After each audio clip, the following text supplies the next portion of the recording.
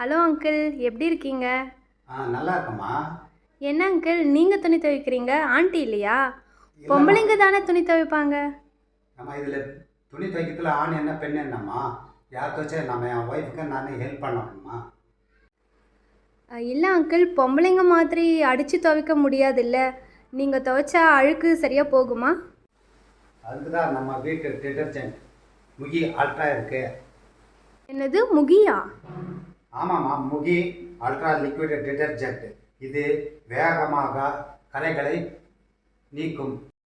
அது மட்டும் இல்லாமல் இதில் fabric colour production fabric conditioner இருப்பதனால் துணிகள் சாயம் போகாமலும் மிருதுவாகவும் புதிய வாசனைகளோடு இருக்கும்.